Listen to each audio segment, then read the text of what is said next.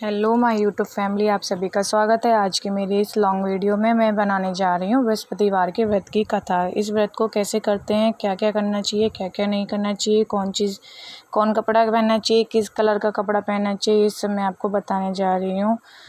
आइए चलिए देखते हैं लॉन्ग वीडियो के माध्यम से। बृहस्पतिवार व्रत कथा।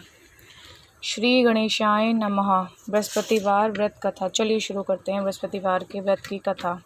बृहस्पतिवार के व्रत की विधि। बृहस्पतिवार के दिन जो भी स्त्री पुरुष व्रत करे उसको चाहिए कि वह दिन में एक ही समय भोजन करे, क्योंकि बृहस्पति भगवान का इस दिन पूजन होता है। भोजन पीले चने की दाल आदि का करें, परंतु नमक नहीं खाएं और पीले वस्त्र पहने, पीले ही फलों का प्रयोग करें, पीले चंदन से पूजन करें। पूजन के बाद प्रेम पूर्वक गुरु महाराज की कथा सुननी चाहिए। इस व्रत को करने से मन की इच्छाएं पूरी होती हैं, बृहस्पति महाराज प्रसन्न होते हैं, धन पुत्र विद्या मनवांछित फलों की प्राप्ति होती है, परिवार को सुख और शांति मिलती है। इसलिए यह व्रत सर्वश्रेष्ठ और अति फलदायक सब स्त्रियों और पुरुषों के लिए है। इस व्रत में केले का पूजन करना चाहिए। कथा और पूजन के समय मन क्रम वचन से शुद्ध होकर जो इच्छा हो बृहस्पति देव से प्रार्थना करनी चाहिए। उसकी इच्छाओं को बृहस्पति देव अवश्य पूर्ण करते हैं, ऐसा मन में दृढ़ विश्वास रखना चाहिए। अर्थ श्री बृहस्पतिवार व्रत कथा। एक समय की बात है कि भारतवर्ष में एक नृपति राजा राज्य करता था। वह बड़ा ही प्रतापी और दानी था। वह नित्य प्रतिदिन मंदिर में दर्शन करने जाता था।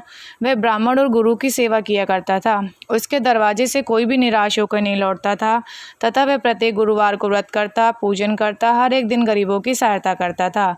परंतु यह सब बातें उसकी रानी को अच्छी नहीं लगती। वह न व्रत करती और न ही किसी को दमड़ी तक दान में देती थी, तथा राजा से भी ऐसा किया करने को मना करती थी। एक समय की बात है कि राजा तो शिकार खेलने वन को गए हुए थे। घर पर रानी और दासी थी।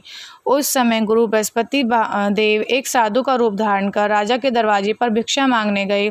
भिक्षा मांगी तो रानी कहने लगी, हे प्रभु, हे साधु महाराज, मैं इस दान और पुण्य से तंग आ गई हूँ।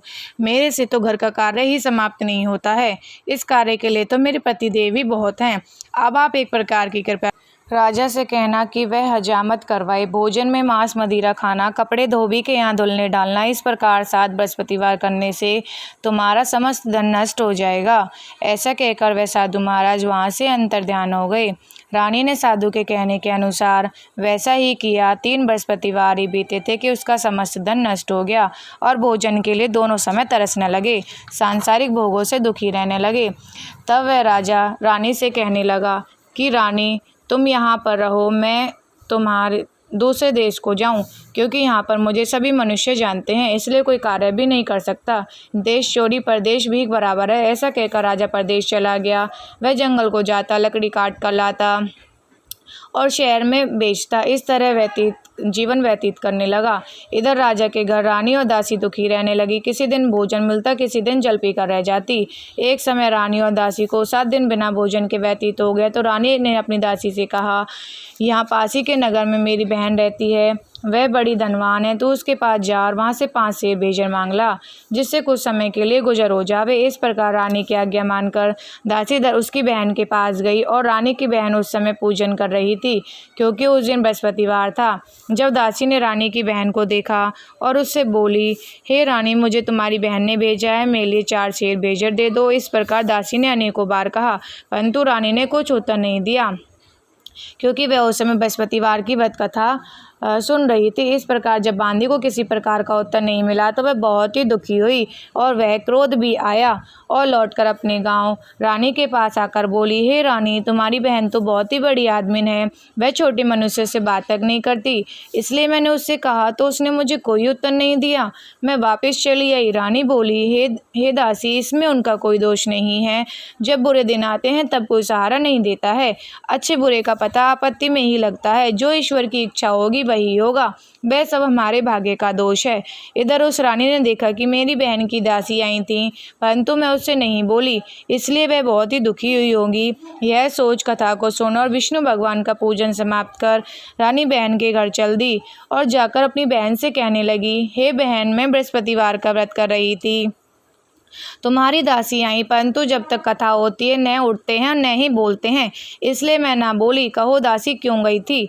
रानी बोली, बहन हमारे अनाज नहीं था, वैसे तुमसे कोई बात नहीं छिपी है, इस कारण मैंने दासी को तुम्हारे पास 4 सेर भेजल लेने के लिए भेजी थी। रानी बोली, बहन देखो, बृहस्पति भगवान सबकी मनोकामनाएं पूर्ण करते हैं, देखो शायद तुम्हारे घर में कहीं अनाज रखा हो। इस प्रकार का वचन जब रानी ने सुना तो घर के अंदर गई और वहाँ से एक घड़ा बेजर का भरा मिल गया। तब तो वह रानी और बांदी को बहुत ही खुशी हुई और दासी कहने लगी, हे रानी, वैसे हमको जब भोजन नहीं मिलता तो हम रोज ही तो व्रत करते हैं। अगर इनसे व्रत की विधि और कथा पूछ ली जावे तो हम भी किया करें। तब उस रानी ने अपनी बहन से कहा कि हे बहन, बृहस्पतिवार के व्रत की कथा कैसे है तथा वह व्रत कैसे करना चाहिए? रानी की बहन ने कहा, गुरु के व्रत में चने की दाल मुनक्का से विष्णु भगवान की केले की जड़ में पूजन करें, दीपक जला में पीला भोजन करें और कहानी सुने। इस प्रकार करने से गुरु भगवान प्रसन्न होते हैं, धन पुत्र देते हैं, अन्न धन पुत्र देते हैं, मनोकामनाएं पूर्ण करते हैं। इस प्रकार रानी और दासी दोनों ने निश्चय किया कि बृहस्पति देव भगवान का पूजन जरूर करेंगे। 7 दिन बाद जब बृहस्पतिवार आया तो उन्होंने व्रत रखा और गुड़साल में जाकर चना गुड़ आदि बीन लाई, उसकी दाल से केले की जड़ का और विष्णु भगवान का पूजन किया। अब भोजन पीला कहाँ से आवे? बेचारी बड़ी दुखी हुई, परंतु उन्होंने व्रत किया था जिस कारण गुरु भगवान प्रसन्न थे। 2 थालों में सुंदर पीला भोजन लेकर आए और दासी को भोजन देकर बोले, हे दासी, यह तुम्हारे और रानी के लिए भोजन है, तुम दोनों करना। दासी भोजन पाकर बड़ी प्रसन्न हुई और रानी से बोली, चलो रानी जी भोजन कर लो। रानी को इस विषय में कुछ भी पता नहीं था, इसलिए वह दासी से बोली, तू ही भोजन कर, क्योंकि तू ही हमारी व्यर्थ में हंसी उड़ाती है। दासी बोली, एक महात्मा भोजन दे गया है। रानी कहने लगी, वह भोजन तेरे लिए दे गया होगा, तू ही भोजन कर। दासी ने कहा, वह महात्मा हम दोनों को थालों में भोजन दे गया है, इसलिए हम और तुम साथ साथ ही भोजन करेंगे। इस प्रकार रानी और बांदी दोनों ने गुरु भगवान को नमस्कार कर भोजन प्रारंभ किया। अब वह प्रत्येक बृहस्पतिवार को गुरु भगवान का व्रत और विष्णु पूजन करने लगी। बृहस्पतिवार भगवान की कृपा से फिर रानी और दासी के पास धन हो गया तो रानी फिर उस समय आलस करने लगी। तब दासी बोली, देखो रानी, तुम पहले भी इस प्रकार आलस करती थी, तुम्हें धन को रखने में कष्ट होता था, इस कारण सभी धन नष्ट हो गया। अब गुरु भगवान की कृपा से धन मिला है तो तुम्हें फिर आलस होता है। बड़ी मुसीबतों बाद हमने ये धन पाया है, इसलिए हमें दान और पुण्य करना चाहिए। भूखे मनुष्यों को भोजन कराओ, प्याऊ लगवाओ, ब्राह्मणों को दान दो, कुएं तालाब बागड़ी बाग बगीचा आदि का निर्माण करवाओ, मंदिर पाठशालाएं बनवाओ, दान दो, कुंवारी कन्याओं का विवाह करवाओ, धन को शुभ कार्यों में खर्च करो, जिससे तुम्हारे कुल का यश बढ़े, स्वर्ग प्राप्त हो, पितर प्रसन्न होंगे। तब रानी ने इसी प्रकार कर्म करने प्रारंभ किए तो काफी यश फैलने लगा। एक दिन रानी और दासी विचार करने लगी कि न जाने राजा किस प्रकार से होंगे। गुरु भगवान से उन्होंने प्रार्थना की और भगवान ने रात्रि में राजा को स्वप्न में कहा, हे राजा, और तेरी रानी तुझको याद करती है, अपने देश को चलो। राजा प्रातःकाल उठा, विचार करने लगा, स्त्री जाति खाने और पहनने की संगिनी होती है, पर भगवान की आज्ञा मानकर वह अपने नगर के लिए चलने को तैयार हो गया। इससे पूर्व जब राजा नगर प्रदेश में चला गया तो प्रदेश में दुखी रहने लगा। प्रतिदिन जंगल में से लकड़ी बीन कर लाता, उन्हें शहर में बेचकर अपने दुखी जीवन को बड़ी कठिनता से व्यतीत करता था। एक दिन राजा दुखी हो अपनी पुरानी बातों को याद करके रोने लगा। तब उस जंगल में से बृहस्पति देव एक साधु का रूप धारण कर दरवाजे पर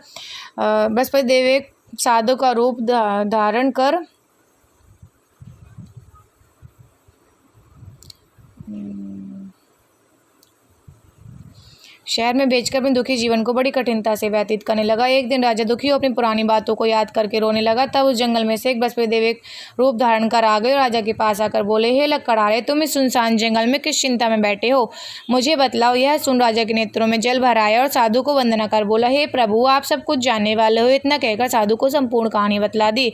महात्मा दयालु होते हैं, उससे बोले, हे प्रभु, महात्मा दयालु होते हैं, बोले, हे राजा, तुम्हारी स्त्री ने बृहस्पति देव का अपराध किया है, जिस कारण तुम्हारी यह दशा हुई है। अब तुम किसी प्रकार की चिंता मत करो, किसी बात की चिंता मत करो, भगवान तुम्हें पहले से अधिक धनवान करेगा। देखो, तुम्हारी स्त्री ने गुरु भगवान का व्रत प्रारंभ कर दिया और तुम मेरा कहा मानकर बृहस्पतिवार को व्रत करके चने की दाल जल के लोटे में डालकर केले का पूजन करो, फिर कथा कहो और सुनो। बृहस्पति भगवान सबकी मनोकामनाएं पूर्ण करेंगे। पूर्ण करते हैं। साधु को प्रसन्न देखकर राजा बोला, हे प्रभु, मुझे लकड़ी बेचकर इतना पैसा नहीं मिलता जिससे भोजन करने के उपरांत कुछ बचा सकूं। मैंने रात्रि में भी अपनी रानी को व्याकुल देखा है। मेरे पास कुछ भी नहीं जिससे उसकी खबर तो मैं मंगा सकूं, और फिर मैं कौन सी कहानी कहूं, मुझे यह भी मालूम नहीं है। साधु ने कहा, हे राजा, तुम्हें किसी बात की चिंता मत करो।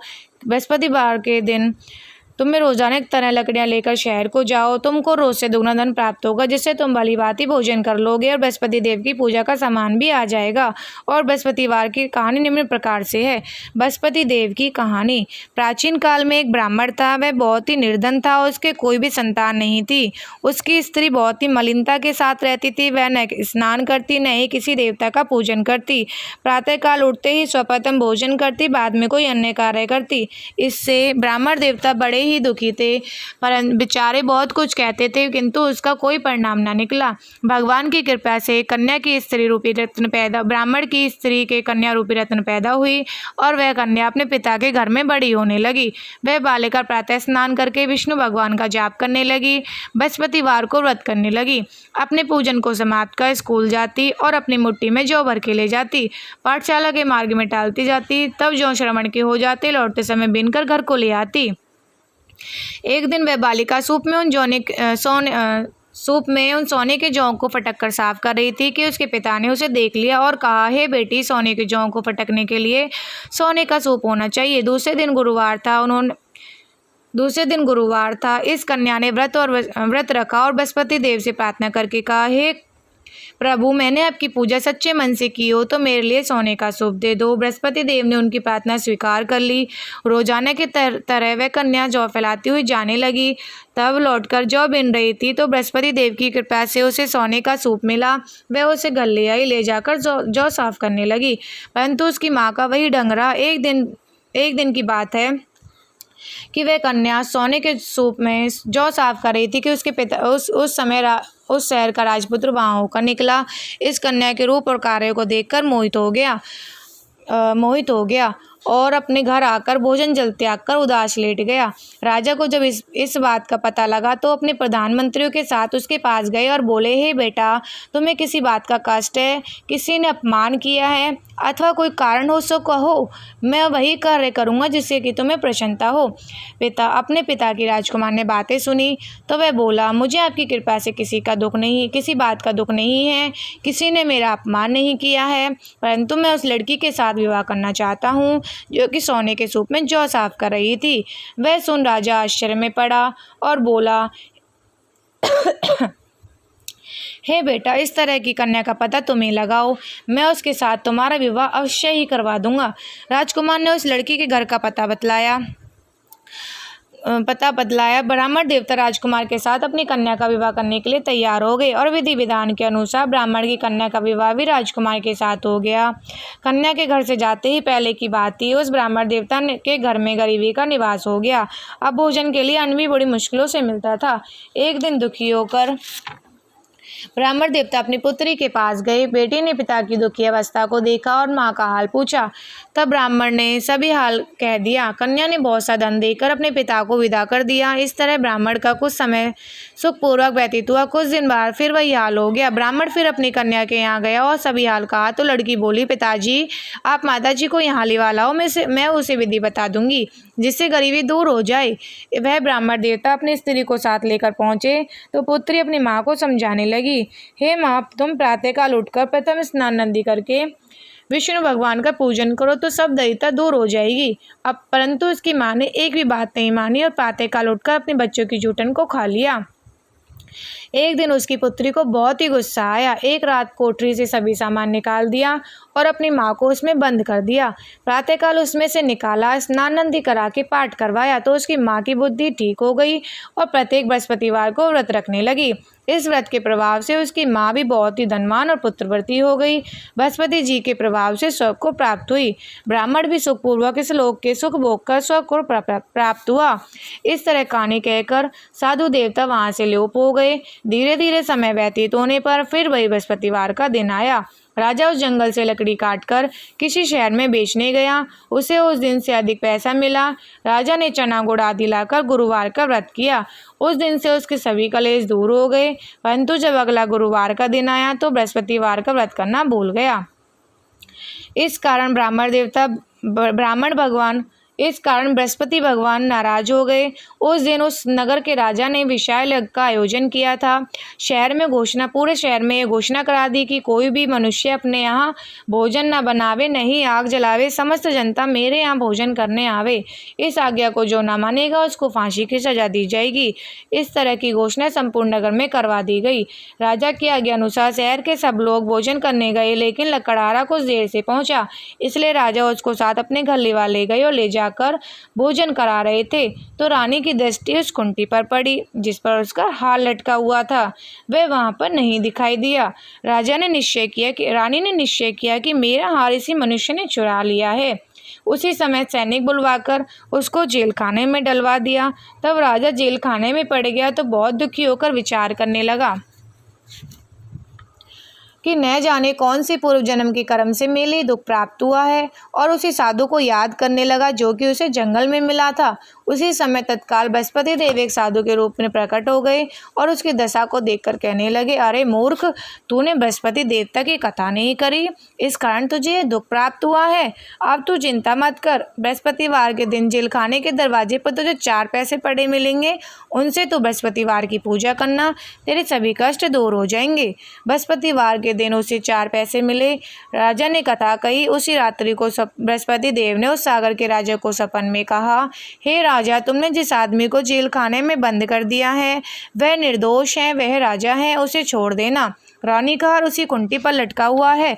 अगर तू ऐसा नहीं करेगा तो मैं तेरे समस्त राज्य को नष्ट कर दूंगा। इस तरह के रात्रि स्वप्न को देख राजा प्रातःकाल उठा और कुंटी पर हार लटका देखकर लकड़हारे को बुलाकर क्षमा मांगी। उस राजा को योग्य सुंदर वस्त्र आभूषण देकर विदा कर दिया।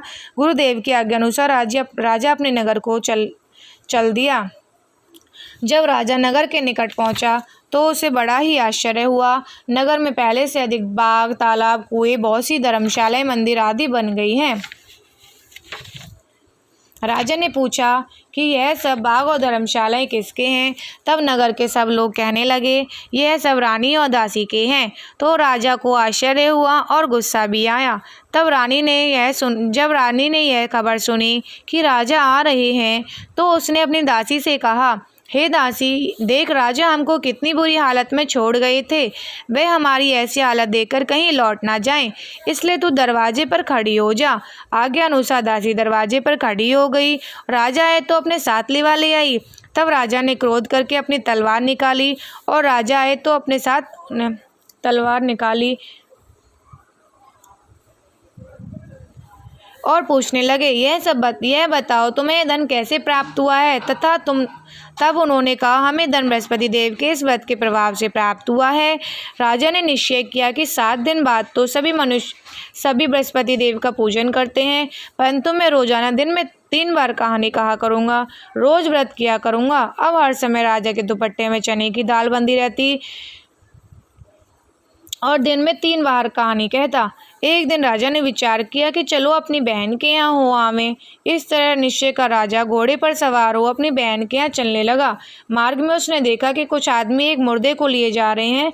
उन्हें रोककर राजा कहने लगा, अरे भाई, मेरी बृहस्पति देव की कहानी सुन लो। वे बोले, लो, हमारा तो आदमी मर गया है, इसे अपनी कथा की पड़ी है।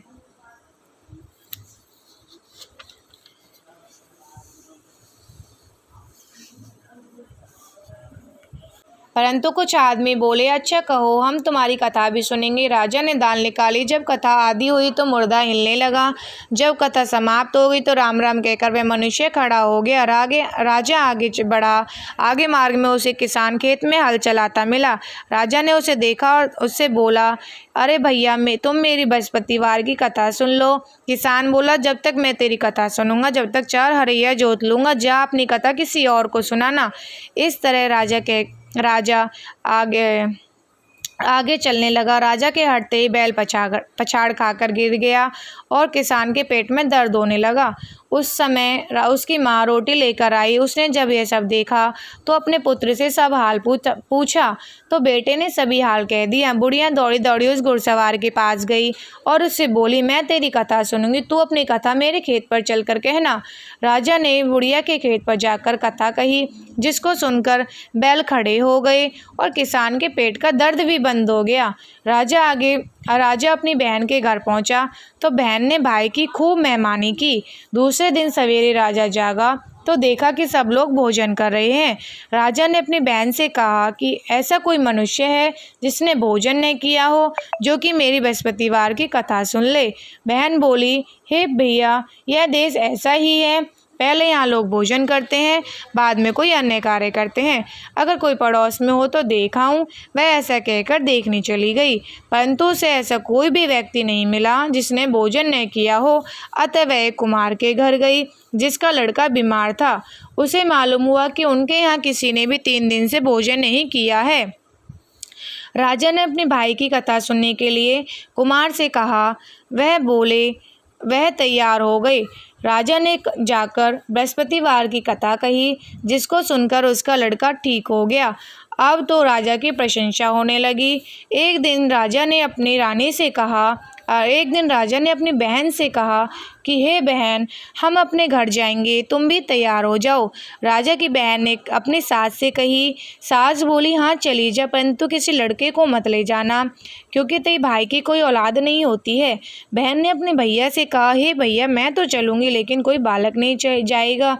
राजा बोला, जब कोई बालक ही नहीं चलेगा तो तुम ही क्या करोगी। बड़े दुखी मन से राजा अपने नगर को लौट आया। राजा ने अपनी रानी से कहा, हम निर्वंशी राजा हैं, हमारा मुंह देखने का धर्म नहीं है और कुछ भोजन आदि नहीं किया है। रानी बोली, हे प्रभु, बृहस्पति देव ने हमें सब कुछ दिया है, वे हमें औलाद अवश्य देंगे। उसी रात को बृहस्पति देव ने राजा से स्वप्न में कहा, हे राजा, उठ, सभी सोच को त्याग दे, तेरी रानी गर्भ से है।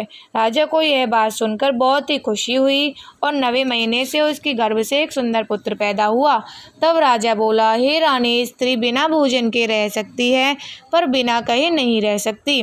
जब मेरी बहन आवे तो तुम मुझसे कुछ भी मत कहना। रानी ने सुनकर हाँ कर दिया। जब राजा की बहन ने यह शुभ समाचार सुना तो वह खुश हुई, बधाई लेकर अपने भाई के यहाँ आई। तभी रानी ने कहा, घोड़ा चढ़कर तो नहीं आई, गधा चढ़ी आई। तब राजा की बहन बोली, भाभी, मैं इस प्रकार न कहती तो तुम्हें औलाद कैसे मिलती। बृहस्पति देव ऐसे ही हैं, जैसे जिसके मन में कामनाएं होती हैं सभी की पूर्ण करते हैं। जो सद्भावना पूर्वक बृहस्पतिवार का व्रत करता है एवं कथा पढ़ता है अथवा सुनता है और दूसरों को सुनाता है, बृहस्पति देव उनकी सभी मनोकामनाएं पूर्ण करते हैं। भगवान बृहस्पति देव उनकी सदैव रक्षा करते हैं। संसार में सद्भावना से भगवान का पूजन व्रत सच्चे हृदय से करते हैं, उनकी सभी मनोकामनाएं पूर्ण करते हैं। जैसी सच्ची भावना से रानी और राजा ने उनकी कथा का गुणगान किया तो उनकी सभी इच्छाएं बृहस्पति देव जी ने पूर्ण की थी। इसलिए सबको कथा सुनने के बाद प्रसाद लेकर जाना चाहिए। हृदय से उनका नमन करते हुए जयकारा बोलना चाहिए, बोलो विष्णु भगवान की जय, बोलो बृहस्पति देव भगवान की जय। बृहस्पति देव जी की आरती। ओम जय बृहस्पति देवा, स्वामी जय बृहस्पति देवा, छिन छिन भोग लगाऊं कदली फल मेवा।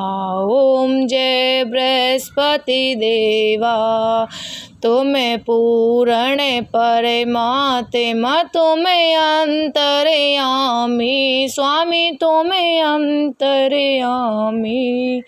जगत पिता जगदीश्वर, तुम सबके स्वामी। ओम जय बृहस्पति देवा, तुम चरणा नित निज निर्मल सब पात के हरता। स्वामी सब पात के हरता। सकल मनोरथ दायक कृपा करो भरता। ओम जय बृहस्पति देवा। तन मन धन अर्पण कर जो जन शरण पड़े। प्रभु प्रकट तबे हो कर या कर द्वार खड़े। ओम जय बृहस्पति देवा। दीन दयाल दयानिधि भगतन हितकारी। स्वामी भगतन हितकारी।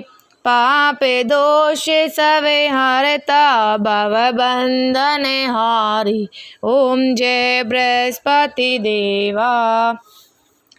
सकल मनोरथ दायक सब संशय हारो। स्वामी सब संशय हारो।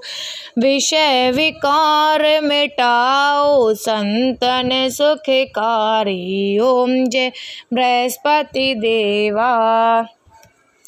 जो कोई आरती तेरी प्रेम सहित गावे। स्वामी प्रेम सहित गावे। जेठानंद कर सो निश्चय पावे। ओम जय बृहस्पति देवा। सब बोलो विष्णु भगवान की जय। बोलो बृहस्पति देव भगवान की जय।